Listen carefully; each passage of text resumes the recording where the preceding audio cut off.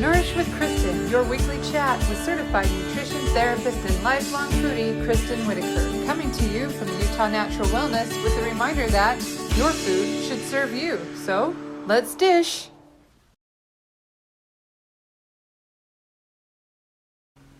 Hi, welcome to another weekly chat at Utah Natural Wellness with me, Kristin, from Nourish with Kristin. We're brought to you by Utah Natural Meat and Milk. And we're excited to talk all things food and help you figure out what the best diet or nutrition protocol is for you and your family. And today we're talking about cold and flu season. This is really applicable for me because we just went through a round of it at my house, a solid week of dealing with sickos. And so it's been on my mind lately. And I see a lot of people with the sniffs and sniffles. For those of you not watching live, it's smack in the middle of October here. And it seems like everybody's coming down with something. So I thought, hey, you know what? Let's talk about nutrition to support prevention and to shorten duration. And also let's feel powerful because we have more tools in our kitchen than we even know. Food is more healing than we even realize. So if we start to tap into that, we don't have to live in fear. We're not at the mercy of doctors as much. And we can help our kids. We're empowered to help ourselves. Isn't that exciting? There are a million home remedies as old as time and new things floating around. We won't have time to go over everything, but I'll share a few of them we use in my house. And just so you know, I don't have specific brand recommendations we're going to go over now for supplements and things, but anything that I mention, I will, when I do the recap on the blog, I will post sources and links and things for stuff like that. I also want to mention I'm not talking about flu shots and vaccinations in this video. That's such a hot topic with people across the spectrum. I'm just talking about whole food and nutrition this round, so I hope we're okay with that.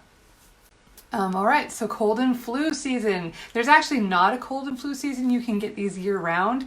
Don't you? I always feel extra ripped off when I get a cold in the middle of summer. Like that's just, you feel picked on, right?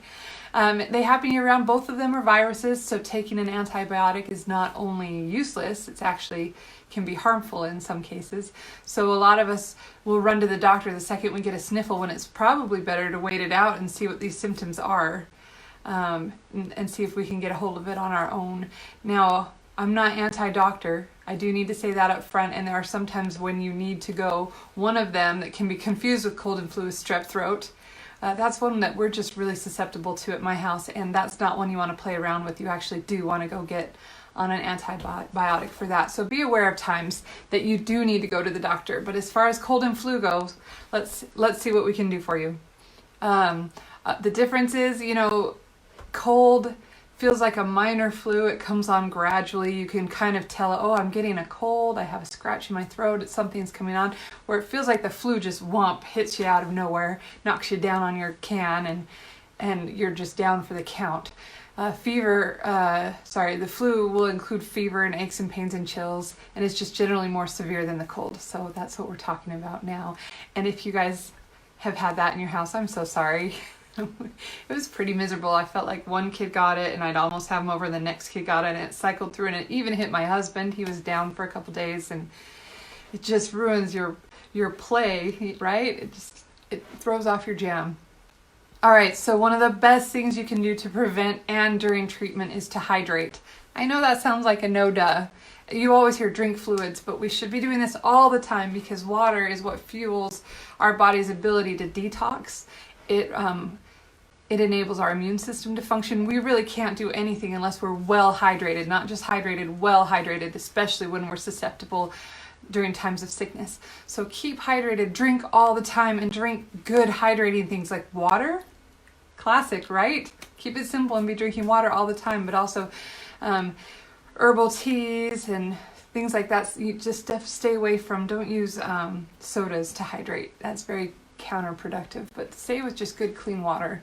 Another way to stay hydrated in cold and flu season is to use a humidifier in your house one theory about cold and flu season, I said there's not a season, but it's definitely more prevalent in the winter, is because we're indoors and we have our heat on and it dries our house out, which dries the air out, which dries out all of our mucous membranes, and that compromises our immune system's ability to produce mucus and to deal with viruses like cold and flu. So consider having a whole house humidifier, and steam is your friend. If you're getting cruded up, feeling the symptoms start, hot showers or breathing in steam, or even like a towel over a steaming hot bath and breathing in steam to help hydrate those mucous membranes so they can do their job. So let's use water. Water is our friend here, and we want to. It's such a cheap and easy thing that we often overlook it. We want to use that. Another great way, you're going to hear me plug this so many times you're going to get sick of it. Another great way to hydrate is to sip on bone broth, especially this time of year. Bone broth is such a super immune support. So it's anti-inflammatory all on its own because of all the amino acids and minerals it contains that our immune system run on. And it also helps with gut health. I've mentioned this before, that the majority of our immune system resides in our gut. So anything we can do to support our guts is going to make us more resistant to illness. So bone broth, not only is it good for you in and of itself, it feels good when you're sipping on some hot broth on that sore throat or get that steam in there, but also it's a great medium for some of these remedies we're going to talk about, some of these herbs that are good for you, meaning you can throw them in your bone broth and have a tasty, awesome remedy. So, and don't you love it when the medicine tastes good? Right? Do you remember being a kid and having to pinch it to get the nasty, gross medicine down? If medicine tastes good, that's just such an added bonus. Bone broth tastes good. If it doesn't, come talk to me. You're doing it wrong. So anytime.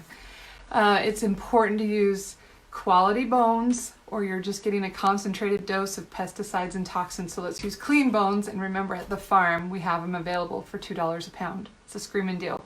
It should be part of your maintenance this time of year. But if you have a cold or flu, or someone in your house does, that's your cue to whip up a big batch of it and put everybody on it.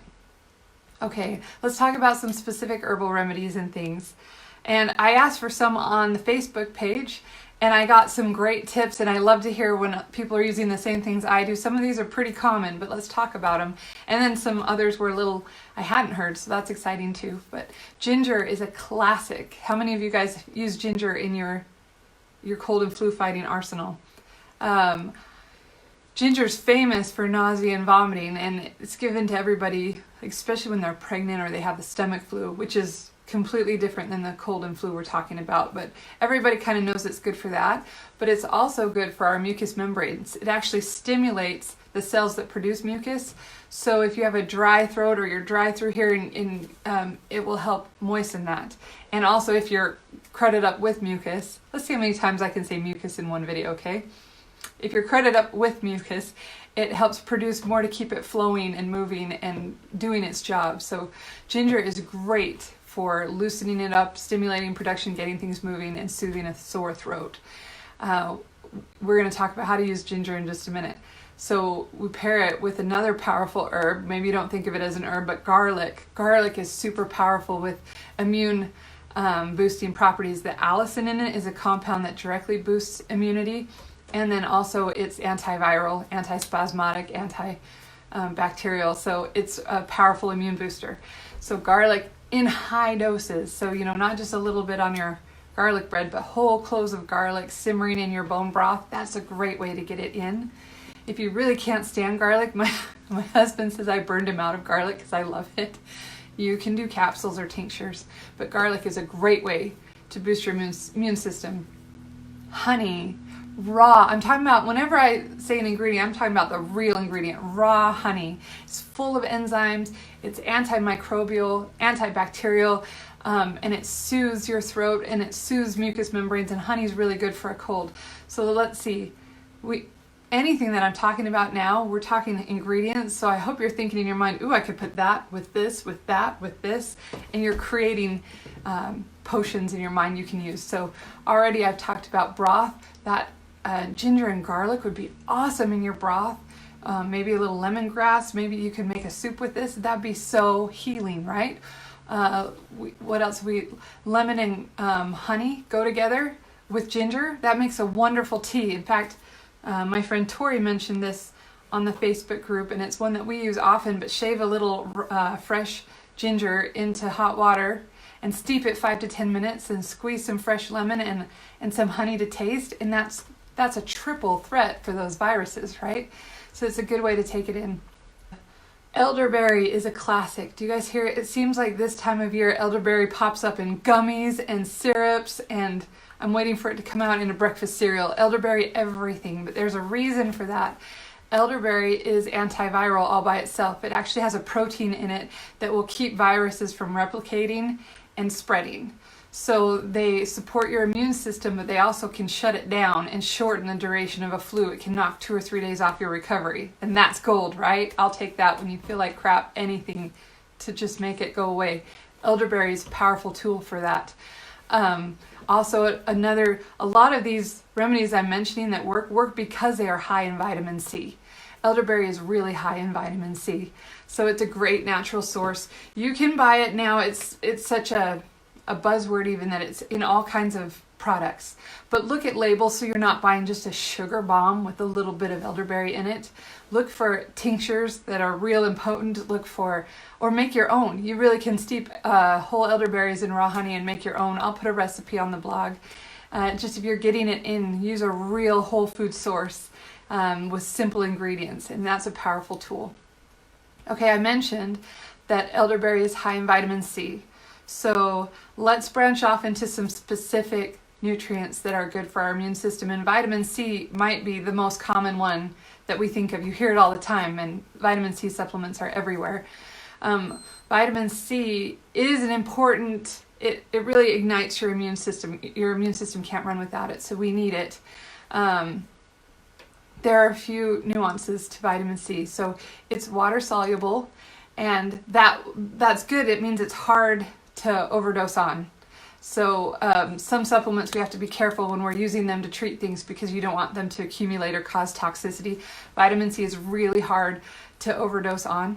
Water soluble also means it works better on an empty stomach or maybe right before bed a couple hours after eating. And our bodies can't make vitamin C. All the vitamin C that, even though we need it desperately, we can't make it. All the vitamin C we get comes from our diet. So in general, vitamin C is not hard to get in a diet. I think the daily allowance is like 65 to 80 milligrams a day, and that's not hard to get in our diet. It's abounding in fruits and vegetables. Everyone thinks about citrus. It's easy. A squeeze of lemon will boost like half of your dose for the day. But when we're sick or when you feel a scratchy throat coming on, it can be appropriate to boost that and go beyond what you get in your normal daily diet. So you either seek out foods high in vitamin C that have therapeutic values like elderberry, like lemon, like we've talked about already, or you can supplement. So one thing I like to do is I buy vitamin C in a supplement powder. I actually buy, sodium ascorbate. So most of us get ascorbic acid is a common vitamin C, and that's actually really hard to absorb and utilize, and it acidifies the body. And sodium ascorbate is much easier for your body to take in. So if you're going to supplement with vitamin C, look for sodium ascorbate is a good form to use. There's others out there, but I recommend that one. And what I do, I have such a belief in whole foods. So vitamins that come packaged in a whole food have everything you need there to absorb it and to utilize it. So harnessing whole food is always my first choice. But when I'm trying to boost vitamin C, I actually will buy sodium ascorbate and I'll mix it with a berry powder. So I really like to get acai powder or dried blueberry powder, any kind of berries. They're famously high in vitamin C, right? And I'll mix it with this sodium ascorbate. So I have a purple jar of powder, and when my kids see so much as sniffle, I'm like, oh, and I put a big scoop in their smoothie, and we start using that in teas.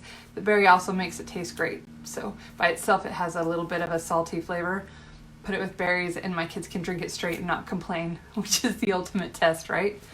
So vitamin C dosing, I talked a little bit about the daily recommendation. You can take high doses. Dr. Andrew Saul is a huge champion for mega dosing with vitamin C. I would never tell anyone to mega dose themselves, but you can go up to about 2,000 milligrams a day.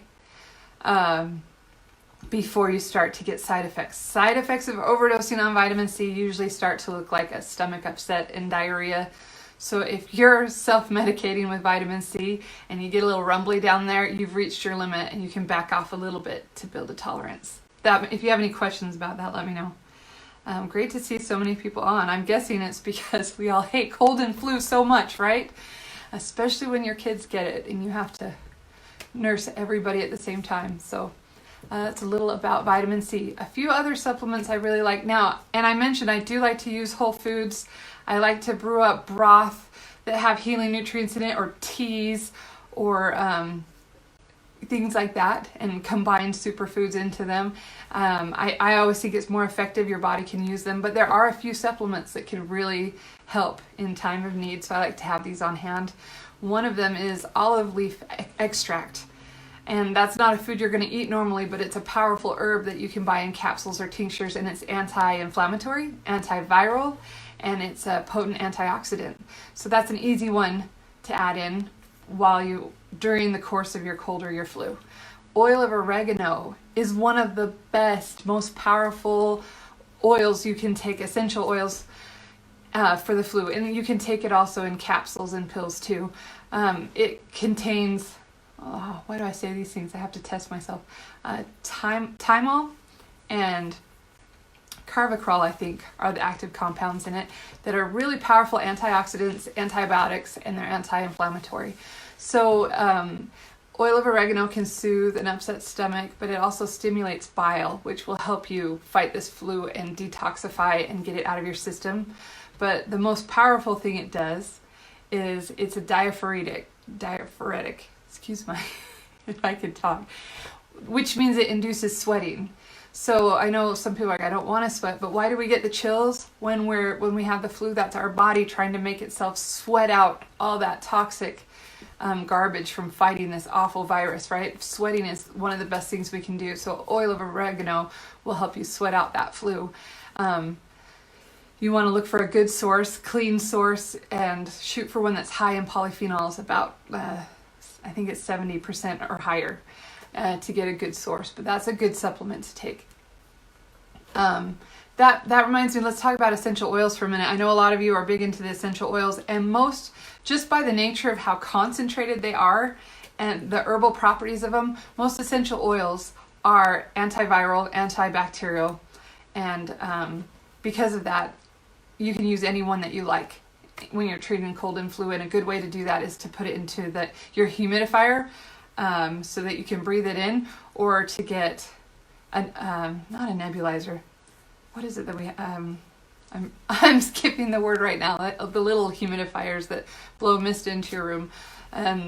Those are a good way to breathe it in and get it into your lungs. And it also will sanitize the room and keep it from spreading. So that's a good thing to do when you have kids that are sick, so it doesn't cross-contaminate everybody.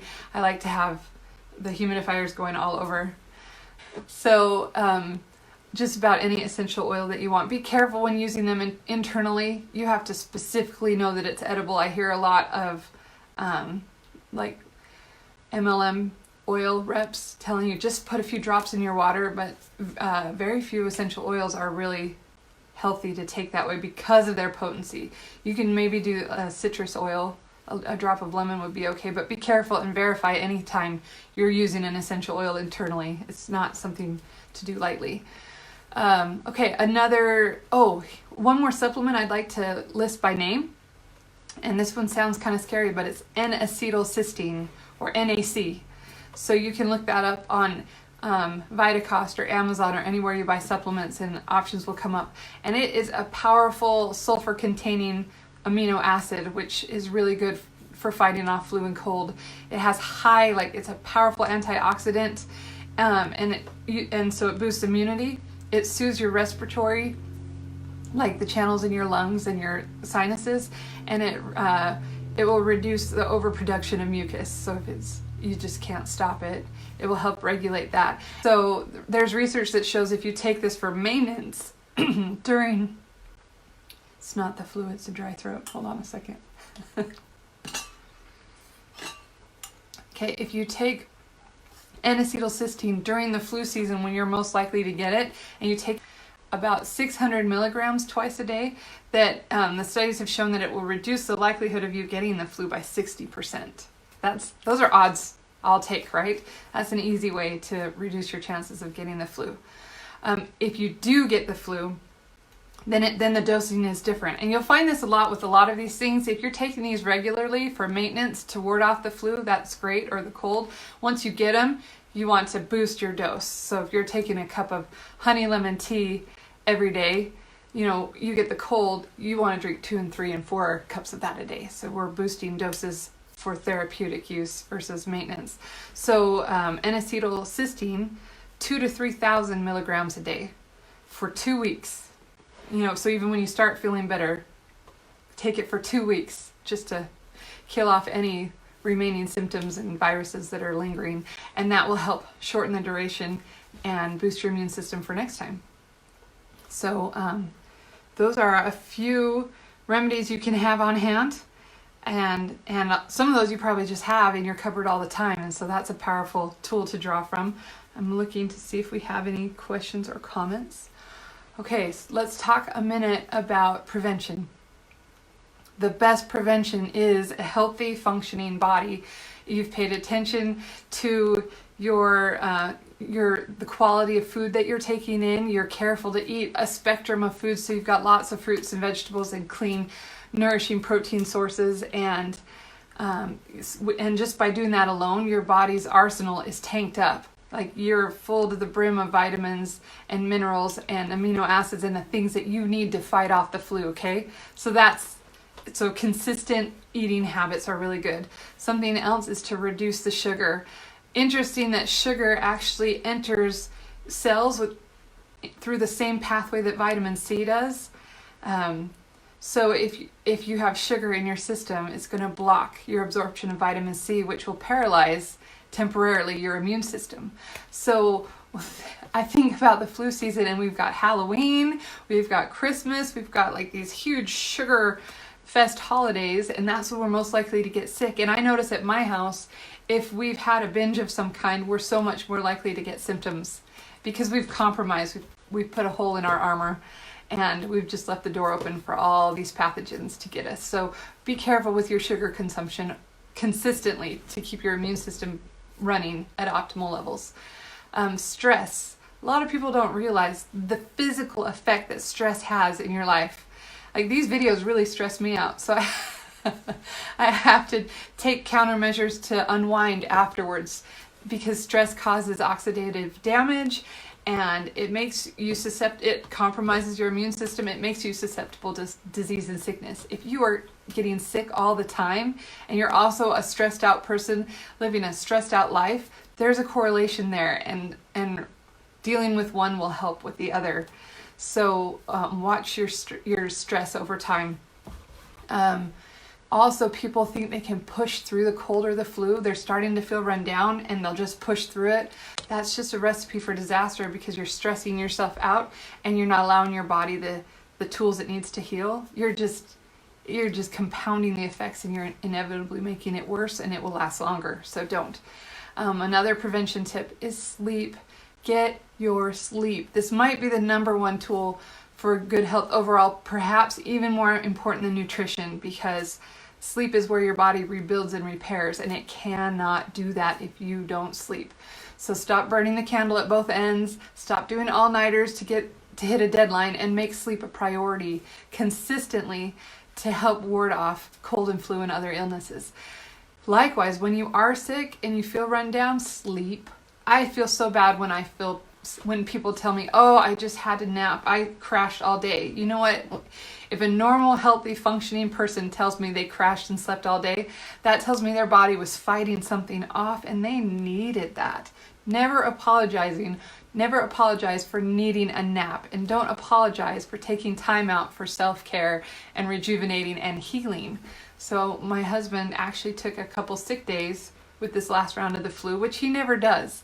And it was so good just to see that lump on my bed as he hibernated, because I knew his body was doing what it needed to rid itself of the threat. If you don't let it sleep, If you try to brave through and tough through it, you're never going to get over it. It's going to take so much longer. So sleep is imperative.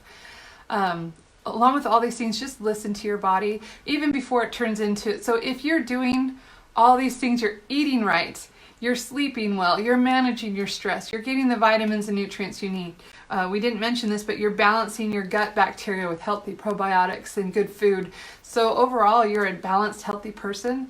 You'll be able to listen to your body and know what it needs. You'll get a scratch in the back of your throat and you'll be like, oh, my body's fighting off something. I'm going to go make some honey ginger tea, or garlic fermented in honey. That's another great way to do that. You're going to be able to care for it because you'll recognize something's off right away and you'll get on it right away. So listen to your body and don't berate it. I have people that brag, oh, I haven't been sick in 20 years. Or they're like, oh, I'm sick all the time. It's not a status of success. You're not a better person because you're never sick, and you're not a worse person because you get it all the time. It's a question of balance and what your body's able to fight off. If you're a generally healthy person, getting sick is not a defeat or a sign that you failed somehow. In fact, being a little bit sick from time to time is good for you. It's a hermetic stressor that allows your immune system to flare up and work and build a bank of antibodies, and it's good for your system to run those defenses and keep them sharp. So being sick for a little bit is a good thing, but using these remedies and nutrition and things to limit the effects of that is even better, right?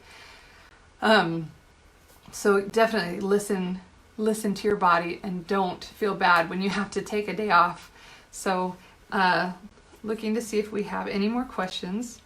If you find that you are sick all the time, like somebody sneezes, you're like, great, I'm going home and I'm sick now. There's some underlying health issues and a reason that your immune system is not functioning on high alert. Or it could be overstimulated. Maybe you're dealing with autoimmune conditions, and that's an immune system that's on high alert all the time, so it's fighting everything, which means some things are getting through the cracks and it just can't do its job. There's so many reasons that you could be sick all the time. That would be a reason to talk to a doctor and also to a nutrition therapist like me, who could help you look at dietary reasons that perhaps your body's not getting what it needs to protect you. So give me a call if we need to talk about that, and also come see me in the store. So Utah Natural Meat, we're open today. We're open every Tuesday and Thursday from 2 until 6, Saturday 10 to 3. And I can show you how to make bone broth. I can show you how to make yogurt and kefir. I can show you all these good healing foods that you can use to ward off cold and flu. And we can talk about what's bothering you. And you can also go to my website, nourishwithkristin.com, and you can set up a free consultation and we can see if we can strategize something that would help you better. So definitely stay in touch. Definitely check the replay for all the links I have to products I've mentioned and doses and things like that.